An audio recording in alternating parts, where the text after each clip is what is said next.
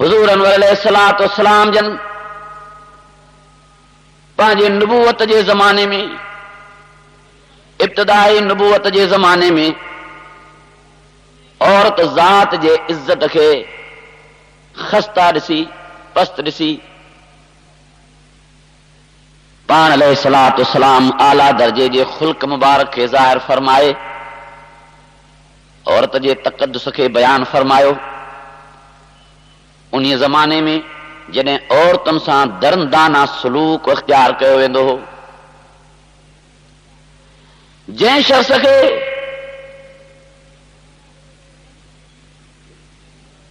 कंहिं कचहरीअ में, कंहिं महफ़िल में वेहण खां बाद इहो इतलाह पहुचायो वेंदो हो त तव्हांजे घर में हिकिड़ी औरत पैदा थी चुकी आहे, न्याणी जो ॿारु पैदा थियो आहे, अल्लाह ताला जल जलालहू फरमायो उन्हीअ जे जवाब में ज़ल वजहू मुस्वद्दन व हुव कज़ीम, शर्मसारीअ खां, गुस्से खां, कावड़ खां उन जे मुंहं जे मथां, उन जे चेहरे जे मथां तारीकी छांइजी वेंदी हुई ऐं वॾे ग़ैज़ो ग़ज़ब में अची बेताब ऐं नालान थी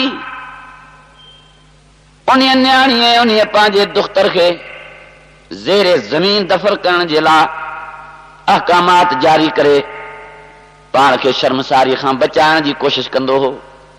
ऐं जेसि ताईं उन जे घर जे अंदरि औरत जे सूरत में पैदा थियल ॿार खे दफ़न न कयो वेंदो हो या घर खां ॿाहिरि कंहिं जाइ ते फिटो न कयो वेंदो हो, तेसि ताईं हू क़ौम जे साम्हूं मेल झोल खे पंहिंजे लाइ बेइज़तीअ जो बाहिस सम्झंदो हो ऐं कबाहत महसूस कंदो हो।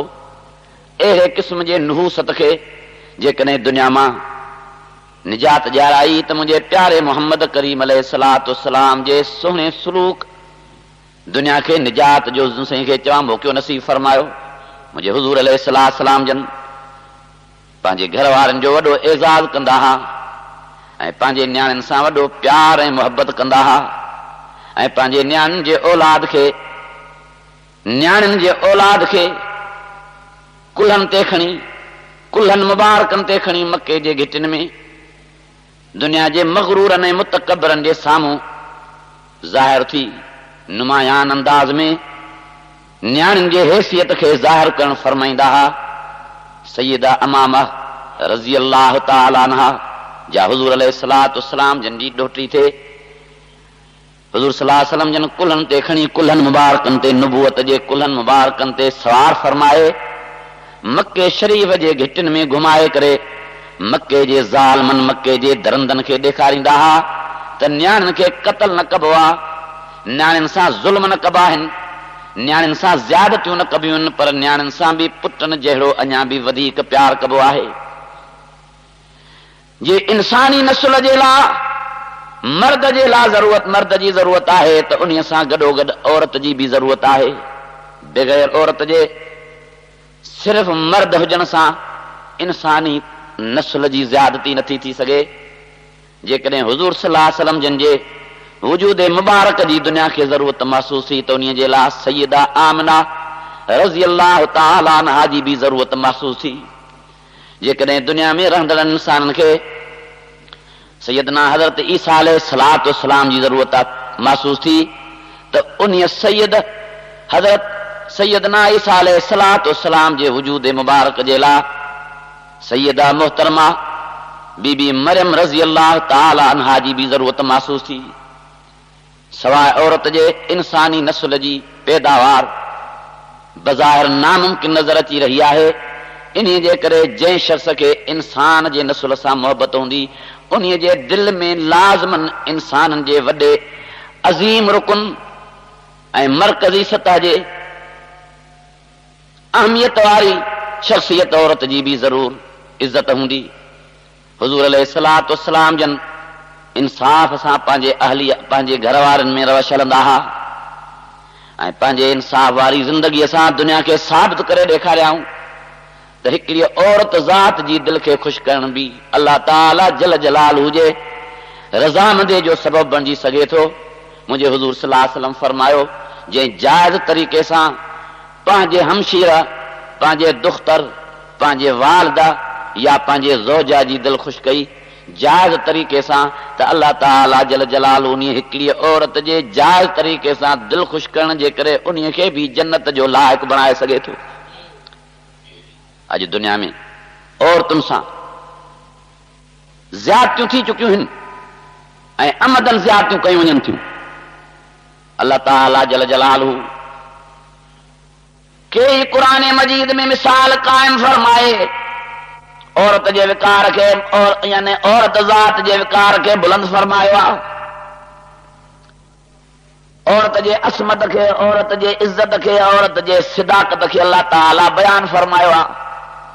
ऐं जंहिं क़ुरान मजीद जे आयत में अल्लाह ताला मर्द मोमिन जी तारीफ़ कई आहे उन साॻी आयत में अल्लाह ताला औरत मोमिनियाणी जी भी तारीफ़ करण फरमाई आहे।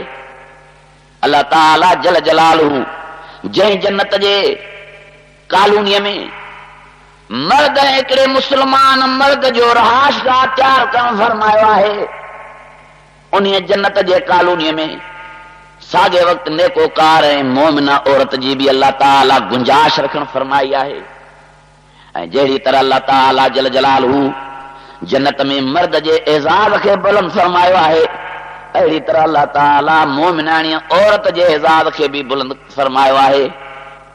अल्लाह ताला जल जलालहू पंहिंजे महिरबानीअ सां, पंहिंजे बाज सां, पंहिंजे करम नवाज़ीअ सां जंहिं मखलूकात खे अशरफुल मखलूकात जो ताज पहरायो उन मखलूकात जे लाइ मर्द ऐं औरत जो हुजण लाज़िम करार ॾियणु फरमायो आहे। मूंखे अफ़सोस सां चवणो थो पए त औरतुनि खे या त तिजारत जी मंडीअ में फ़रोख्त कयो थो वञे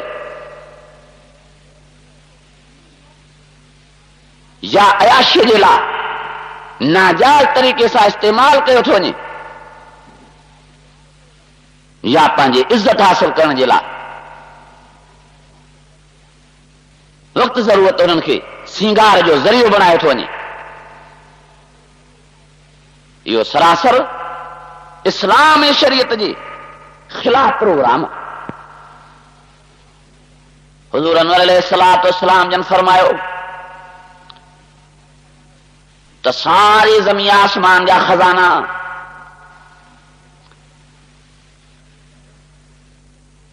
बह जे सूरत में तिजारत जे मंडीअ में जमा फरमाया वञनि ऐं उन्हनि जे मुक़ाबले में हिकिड़ी हुर्र आकला बाला मुसलमान औरत जे सारे जिस्म जे हिकिड़े वार खे फ़रोख्त जे लाइ आंदो वञे त मुंहिंजे हुज़ूर सल्लल्लाहु अलैहि वसल्लम फरमायो त सारी दुनिया जी जायदाद क़ीमत में घटि थी पवंदी हिकिड़ी हुर्रा मुसलमा आकला बालगा औरत जे जिस्म जे हिकिड़े वार जी अञा क़ीमत ज़्यादा थी वेंदी।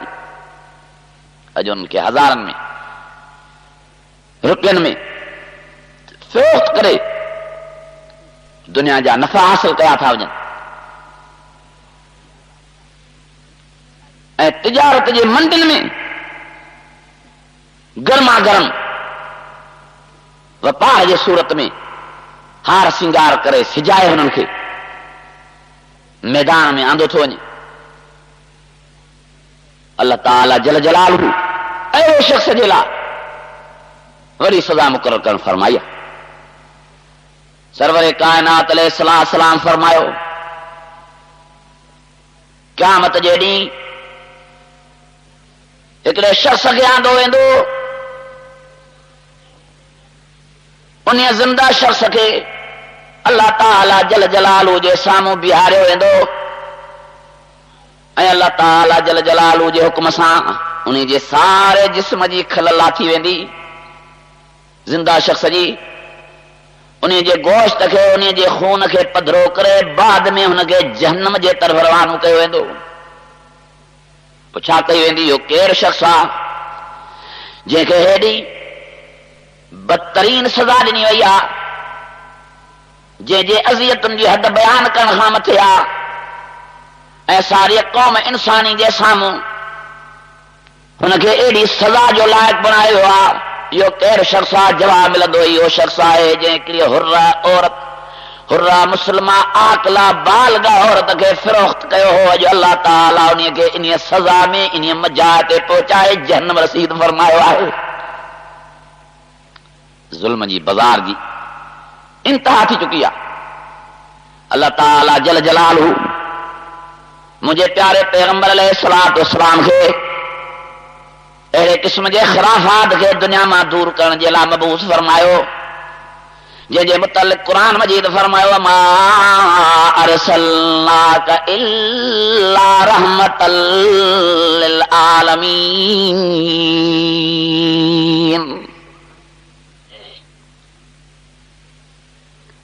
ऐं कई तिजारत जूं सूरतूं अख़्तियार कयूं आहिनि औरत जे फ़िरोख़्त जूं।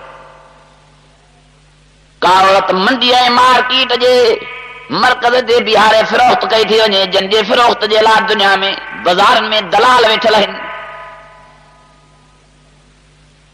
ऐं किन खे वरी डायरेक्ट पंहिंजे न्याणनि जे ज़रिए पंहिंजे घर जे ॼाटनि जे ज़रिए काबीने जे नाले सां फ़िरोख़्त कयो थो वञे।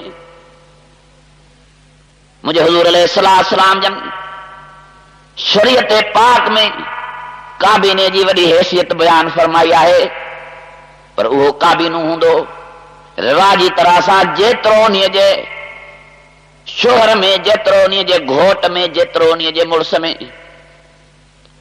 माली लिहाज़ सां इस्तेदाद हुजे, जेतिरी कुवत हुजे। मुंहिंजे हुज़ूर सल्लल्लाहु अलैहि वसल्लम जे ज़माने में 50 रुपयनि जे महर सां ऐं काबीने सां भी शादी थी चुकी आहे। 100 रुपए जे साईं खे चवां महर ऐं काबीने सां भी शादी थी चुकी आहे। पर मां अजब सां हुज़ूर सल्लल्लाहु अलैहि वसल्लम जी फराख़ दिली बयान कंदे चई सघां थो त हुज़ूर सल्लल्लाहु अलैहि वसल्लम जे ज़माने में 10 दिरहमनि जे काबीने सां भी मुस्लमान खे शादी जाइज़ करे ॾिनी वई आहे। अॼु हज़ारनि जे तइदाद में काबीने जूं चटियूं रखियूं थी वञनि, जो शादी करण वारो माण्हू कई साल मकरूह ज़िंदगी गुज़ारे ऐं हुनजी ज़िंदगी वीचारे जी परेशान ऐं मफलूज थी वञे। अहिड़ी महांगाई जे ज़माने में पंहिंजी माश कीअं वीचारो दुरुस्त करे ऐं पंहिंजे घरवारी जा ज़रूरियात वारा असबाब कीअं मुहैया करे ऐं पसमानदा कर्ज़ जेको काबीने जे सूरत में ॾेई चुको आहे उहो कीअं वीचारो अदा करे उन जी मफलूज ज़िंदगी बणिजी थी वञे, राति ॾींहुं हुनजी निंड ख़तम थी वञे। इहो ख़ुदा वटि जुर्म ऐं गुनाह एॾो वॾो ज़ाहिर थींदो जो उन जो जवाब कोई दुनिया जो वॾो ताक़तवर बि ॾेई नथो सघे। जॾहिं त असांजे साम्हूं हुज़ूर सल्लल्लाहु अलैहि वसल्लम जन जी सीरत पाक ज़ाहिर आहे, मुंहिंजे हुज़ूर अलैहिस्सलातु वस्सलाम जन शेर ख़ुदा रज़ी अल्लाह ताला अन्हु खे सॾु फरमायो मुंहिंजी दिलि चाहे थी त मां सैयदा मुहतरमा जन्नत ख़ातून सां तुंहिंजो निकाह करणु फरमायां। शेर ख़ुदा रज़ी अल्लाह ताला अन्हु मुरकंदे फरमायो क़िबला आज़म या त मुंहिंजी पुराणी तमन्ना ऐं चाहत हुई, कई मरतबा मां अल्लाह ताला जे बारगाह में हाल हाज़िर थियुसि ऐं इन लाइ नफ़ली निमाज़ पढ़ी दुआऊं घुरियमि त अल्लाह इलाहुल आलमीन उहा सात ऐं उहा घड़ी मूंखे नसीब फरमा जंहिं सात ऐं जंहिं घड़ीअ में तुंहिंजे प्यारे मोहम्मद करीम अलैहिस्सलाम सां मूंखे रिश्तो नसीब थिए। जन्नत ख़ातून मुहतरमा बीबीअ सां मुंहिंजी निकाह ख़्वानी थिए। मुंहिंजे हुज़ूर अलैहिस्सलाम जन फरमायो पुट अॼु उहो ॾींहुं अची वियो आहे, तूं ख़ुशि थी, तोखे ख़ुशख़बरी हुजणु खपे। अॼु तुंहिंजे निकाह ख़ानीअ जे लाइ मां मोहम्मद करीम प्रोग्राम बणाए चुको आहियां। अॼु उहा घड़ी तोखे नसीब थी चुकी आहे जेका जंहिं घड़ीअ जो तोखे इंतज़ार हो।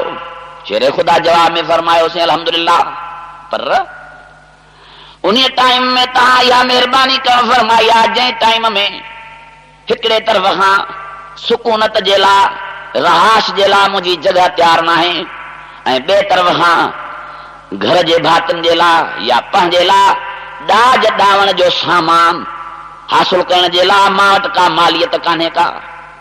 कहिड़ी चीज़ सां मां पंहिंजे घर जे भातियुनि जो या पंहिंजो ॾाज ॾावण ख़रीद कयां, घरू सामान ख़रीद कयां।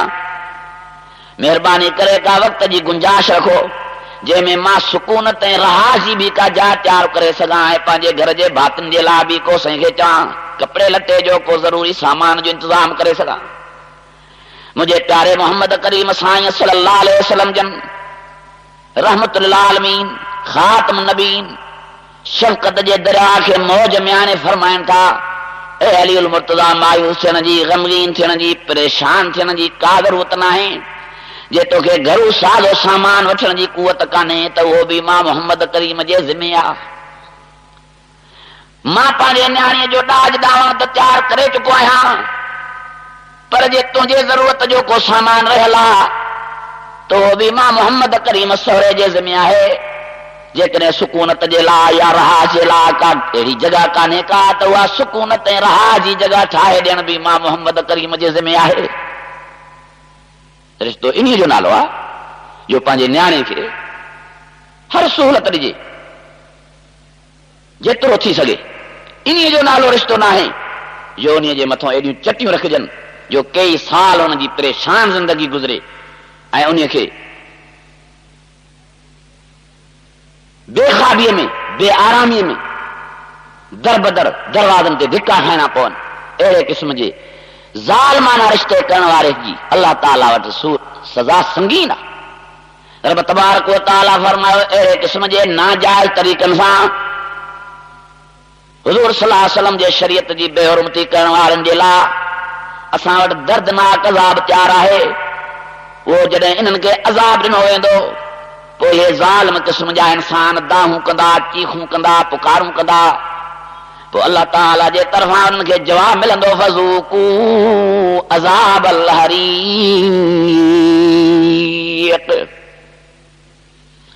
दुनिया में तव्हां पंहिंजे नीगरनि जे एवज़े में, न्याणियुनि जे एवज़े में जेका मालियत हासिल कई उन सां वॾियूं अयाशियूं कयव, अॼु उन्हीअ जे एवज़े में तव्हांखे जहन्नम जी सज़ा थी मिले। हाणे फ़ज़ूक़ू अज़ाबल हरीक़, जहन्नम जे अज़ाब जी जो अज़ाब जो ज़ाइक़ो चखो त तव्हांखे मालूम थिए त असांजे दुनिया जे कारकिरदगी जी सज़ा ही न तरह थी सघे थी।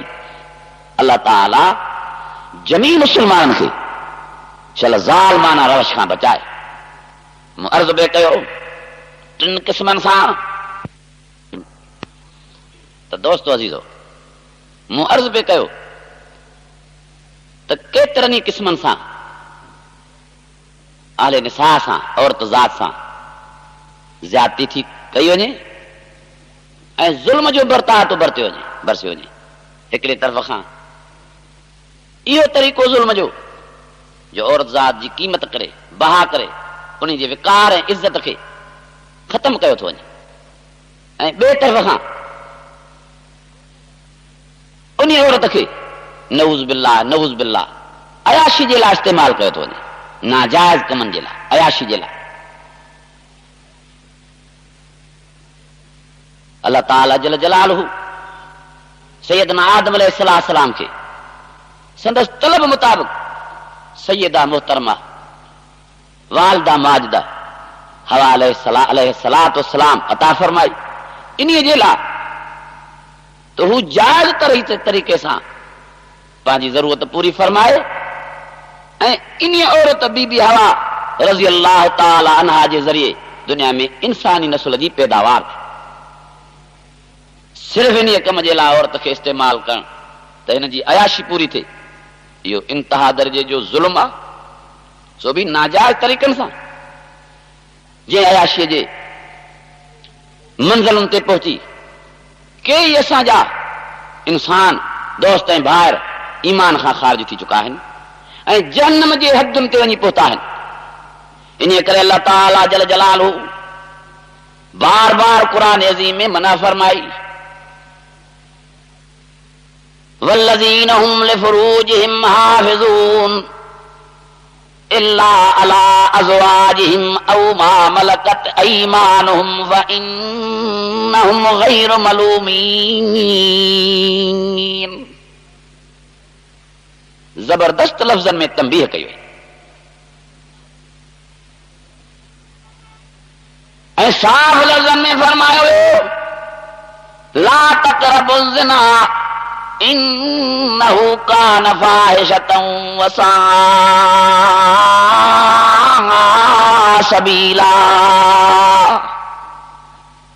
कुर्ब खां भी मना कई वई, अयाशी जे लाइ माहौल साज़गार करण भी गुनाह आहे, नाजायज़ अयाशी जे लाइ औरत ज़ात सां माहौल सिर्फ़ तयारु करणु, इहो बि वॾो गुनाह तक़रब थींदो आहे। माहौल खे साज़गार करणु फेल त गुनाह आहे, पर उन जे क़रीब वञण बि। पर मूंखे अफ़सोस सां चवणो थो पए त उरियानी जी इंतिहा थी चुकी आहे ऐं औरत ज़ात जे असमत जी पर्दादरी कई थी वञे ऐं उन्हनि खे इन तरीक़े जो रोज़गार सेखारियो थो वञे, रोज़गार मुहैया कयो थो वञे त तव्हांजी ज़िंदगीअ जी मईशत तव्हांजे बेहरमतीअ में आहे। मुंहिंजे हुज़ूर सल्लल्लाहु अलैहि वसल्लम फरमायो, जंहिं बि दुनिया जे शख़्स कंहिं बि गैर महरम औरत सां बेहरमती कई, उन जे लाइ दुनियावी अज़ाब जुदा आहे ऐं उखरवी सज़ा जुदा हुन जे इंतज़ार में आहे। साहिब न कयो, या रसूल अल्लाह सल्लल्लाहु अलैहि वसल्लम, दुनियावी सज़ा उन जे लाइ कहिड़ी आहे? पाण फरमायूं, मन ज़ना ज़ुनिय, जंहिं माण्हू गैर महरम औरत सां बेहरमती कई, ज़्यादती कई, त उन जे घर जे औरतुनि सां बि अहिड़े क़िस्म जी ज़्यादती थी वेंदी जंहिंजो हिनखे इल्मु ई न थींदो, जहिड़ी करणी तहिड़ी भरणी। ऐं जंहिं शख़्स पंहिंजे इज़त खे बचाइण जो पंहिंजे दिलो दिमाग़ में फ़िक्र रखियो, उहो माण्हू पढ़ाई बेहरमती करण खां गुरेज़ में गुरेज़ कंदो रहंदो। मुंहिंजे हुज़ूर सल्लल्लाहु अलैहि वसल्लम जन फरमायो, जंहिं शख़्स कंहिं ॿिए मुस्लमान जे घर में पर्दादरी कई त उन जे घर जा पर्दा खोलिया वेंदा। जंहिं माण्हूअ ॿिए कंहिं दोस्त जे भाउ जे तरफ़ बेग़ैरती अंदाज़ में कदम वधायो त उन जे पंहिंजे घर में बेग़ैरतीअ जो माहौल पैदा थींदो जेको हिन जे कंट्रोल खां ॿाहिरि हूंदो, कब्ज़े में न ईंदो। दुआ आहे अल्लाह ताला अहिड़े क़िस्म जी नाजाइज़ इक़दामात खां ऐं रवश खां असांखे निजात नसीब फरमाए। दुनियावी सज़ा इहा जो हुनजी पंहिंजी गैरत ख़तम, जे पंहिंजे अहलिया जी, पंहिंजे हमशीरा जी, पंहिंजे दुख्तर जी, पंहिंजे वालदा जी को शख़्स इज़त बचाइण थो घुरे त उहो पंहिंजे मुस्लमान गैर मुहरम औरत जे इज़त जे वेझो न वञे। उन जे इज़त खे बरक़रार रखणु इन जो कमु आहे, इन जे घर जे अहल अयाल जे इज़त खे बरक़रार रखणु अल्लाह जो कमु आहे। हे दुनियावी सज़ा ऐं उखरवी। मुंहिंजे हुज़ूर अलैहिस्सलाम फरमायो, जंहिं मर्द नाजाइज़ तरीक़े सां अयाशी कई, जेतिरनि औरतुनि सां हिन जी नाजाइज़ कचारी थी, उन औरतुनि खे क़यामत ॾींहुं क़बर मां निकिरण वक़्तु हिन सां जिस्मनि जे जिस्म सां फिट कयो वेंदो, मिलायो वेंदो, टच कयो वेंदो। उहे मजमूई औरतूं हिन सां जिस्म में टच थियल हूंदियूं ऐं सूरत हाल अहिड़ो बदतरीन हूंदो जो जेका गंदी ऐं गलीज़ चीज़ मख़सूस जगह तां निकाल थींदी आहे। मुंहिंजे हुज़ूर सल्लल्लाहु अलैहि वसल्लम फरमायो, उहा अहिड़े बदतरीन शख़्स ऐं बदतरीन औरत जे वात मां ऐं नासुन मां निकाल थींदड़ नज़र ईंदी।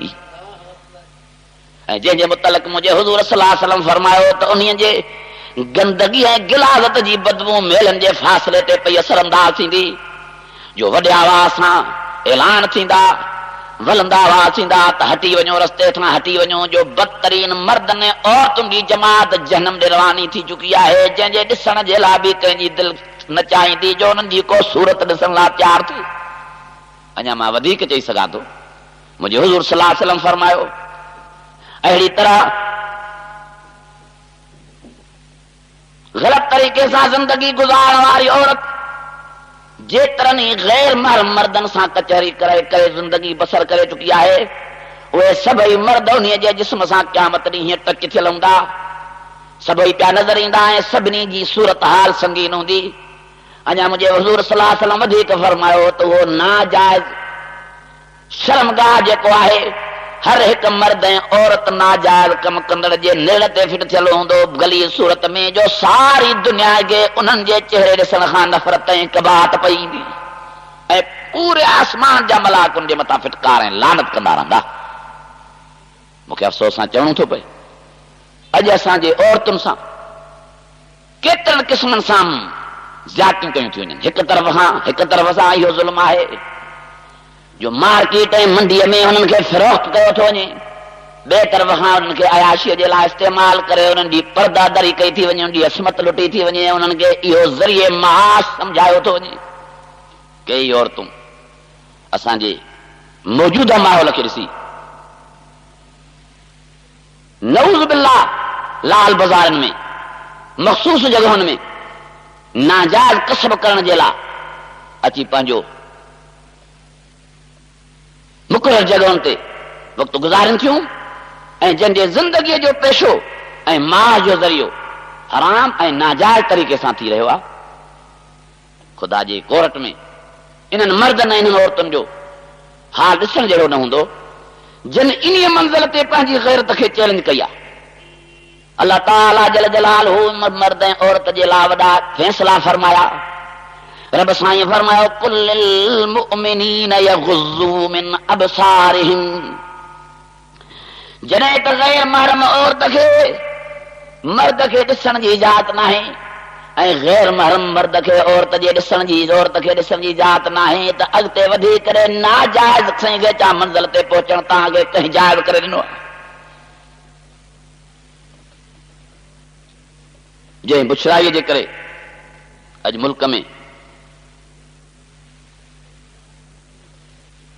ग़लत कमनि खे वॾो फ़रोग़ मिली चुको आहे ऐं असांजा इंसान संजीदा इंसान असांजा दोस्त ऐं भाइर फिल्मनि जा ड्रामनि जा शौक़ीन थी चुका आहिनि।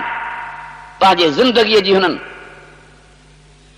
इहा ज़ीनत सम्झी आहे ऐं पंहिंजे माश जो हिकिड़ो इहो ज़रियो सम्झो आहे त असांजी ज़िंदगी तॾहिं बहितर गुज़री सघे थी जॾहिं हिन क़िस्म जो असांजे साम्हूं प्रोग्राम हुजे।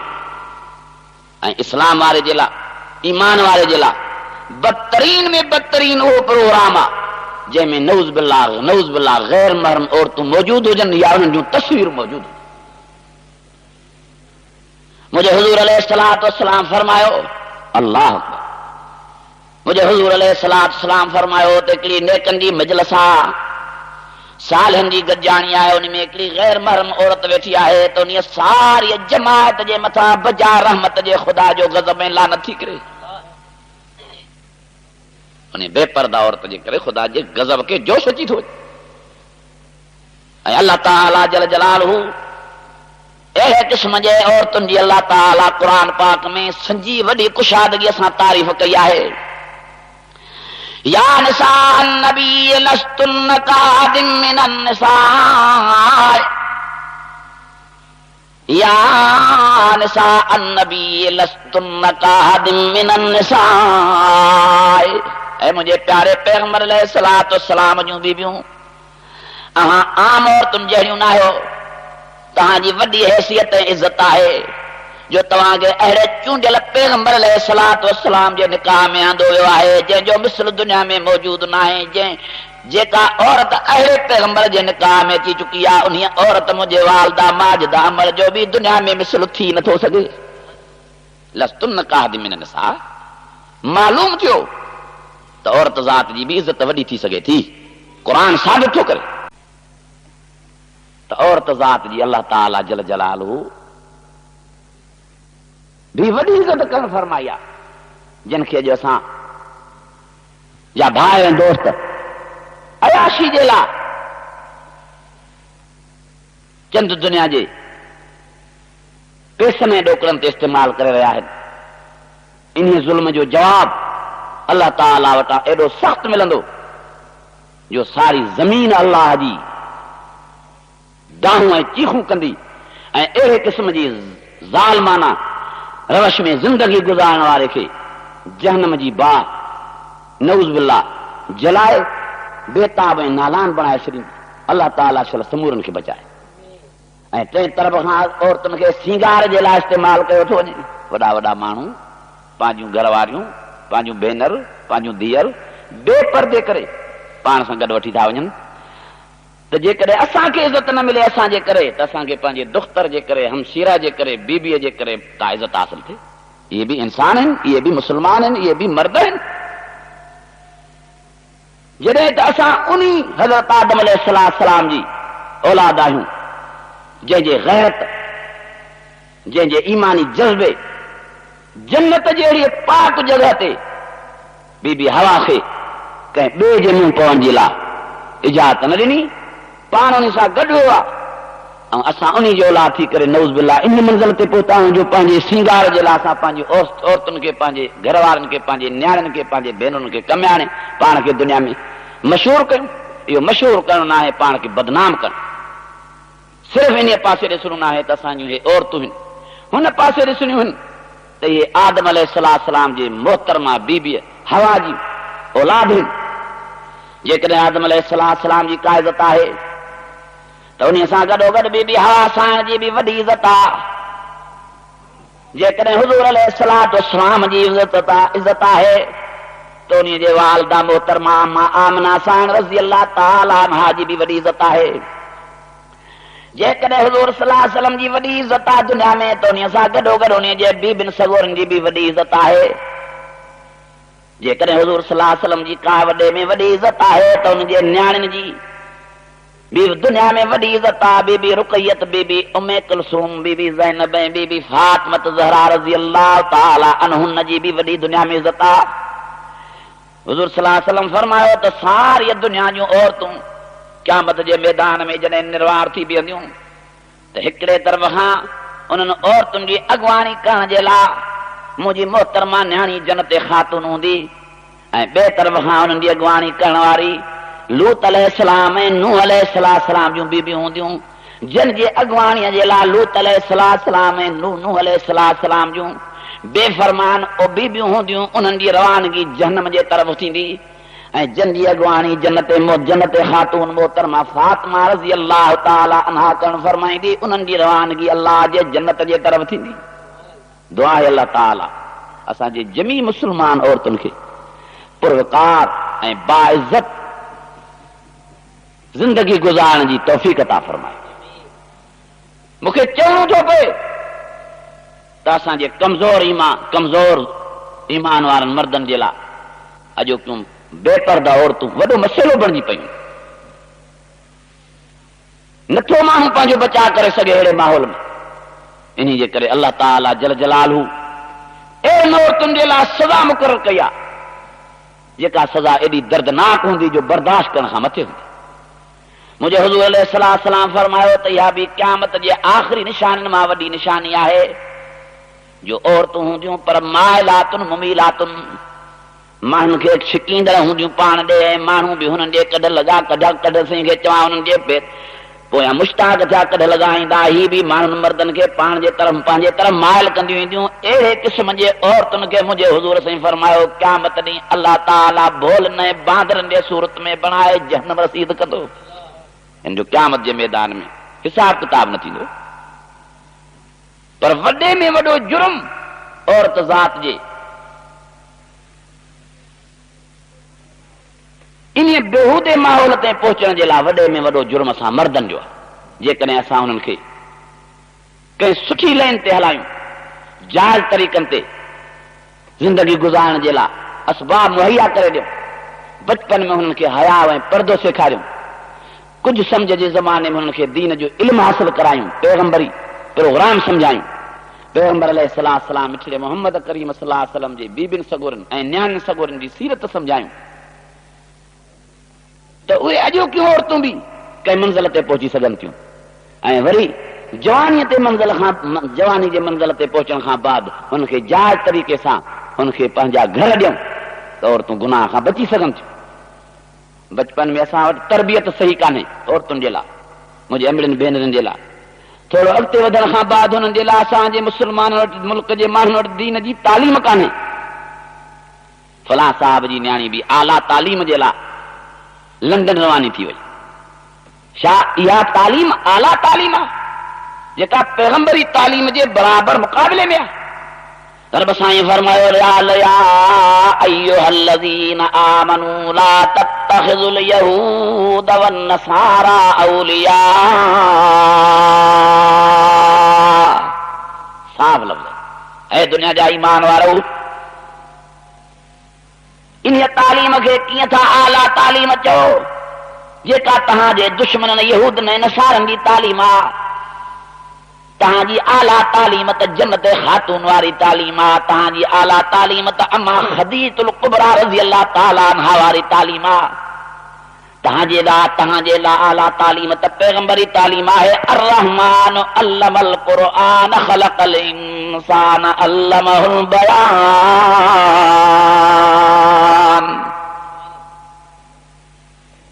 मुंहिंजा दोस्तो अज़ीज़ो, असांजो जुर्म आहे जे असां मर्दनि में इस्लाह अचे, वालिदैन में इस्लाह अचे, घरवारनि में इस्लाह अचे, औरतुनि में इस्लाह वॾे पैमाने ते थी सघे थो। असांजे कमज़ोरनि, असांजे ग़लति रवैयनि, औरतुनि जो माहौल, मुंहिंजी अमड़ियुनि न्याणियुनि भेनरुनि जो माहौल बदतरीन बणाए छॾियो आहे। असांजे मथां हक़ आहे त असां पंहिंजे न्याणियुनि खे बचपन जे ज़माने में सुहिणी तरबियत ॾियूं, हया ऐं पर्दे जे तरफ़ हुननि खे माहिल कयूं। ऐं कुझु ज़माने खां बाद जॾहिं हुननि में सम्झ ऐं शूर अचे त हुननि खे पैगंबरी आला तालीम जो सही खे चां को मर्कज़ ॿुधायूं, उन्हनि माण्हुनि खे फैज़याब बणाइण जी कोशिशि करियूं।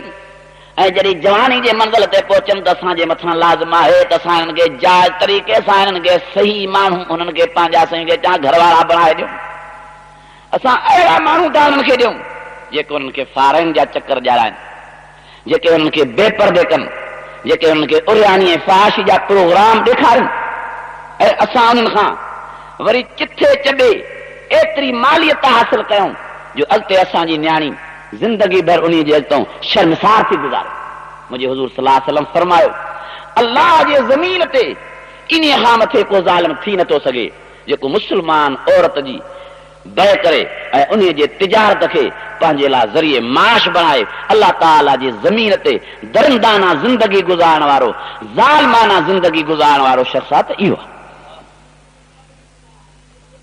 मुंहिंजे हुज़ूर अलैहिस्सलातु वस्सलाम जन मुंहिंजे पंहिंजे उम्मत सगोरीअ जे मथां शफ़क़त जी नज़र फरमाए, मसाइल आसान फरमाया, वॾी फराख़ दिली कई, पंहिंजे न्याणियुनि खे पढ़ायो, हिक बादी करे शादियूं करायो। पर अहिड़ा अहिड़ा सही जाज़ माण्हू नसीब उन्हनि खे फरमाया जेके हिकिड़े तरफ़ खां ग़ैरतमंद हुजनि, ॿिए तरफ़ खां दीनदार हुजनि, टे तरफ़ खां सही माना में इंसानियत जो हक़ अदा करण वारा हुजनि, ऐं चौथे तरफ़ खां हुज़ूर सल्लल्लाहु अलैहि वसल्लम हुननि सां एॾियूं रिआयतूं कयूं जो पछाड़ीअ ताईं हुननि जे दिलनि में हुननि जे पंहिंजे बीबियुनि जी इज़त वेठल हुजे त हीअ उहा न्याणी असांखे हुज़ूर सल्लल्लाहु अलैहि वसल्लम जी अता थियल आहे, जंहिंजे अचण खां बाद हुज़ूर जे तरफ़ां असांखे वॾे में वॾी मालियत जो इनाम मिलियल आहे। अॼु असां इनाम हासिल था कयूं न्याणियुनि जे ज़रिए, अता नथा कयूं, कंहिंखे ॾियण लाइ तयारु न आहियूं, वठण जे लाइ असांजो दस्तरखानो कुशादो आहे। असीं इंतज़ार में हूं। रब तबारक व तआला जल जलालहू कुरान मजीद में फरमायो, ज़रबल्लाहु मसलन लिल्लज़ीना आमनु इम्राअत फ़िरऔन is क़ालत rabbi ibn Lee इंदक बैतन fill जन्नह व नज्जिनी मिन फ़िरऔन व अमलिही व नज्जिनी मिनल क़ौमिज़ ज़ालिमीन।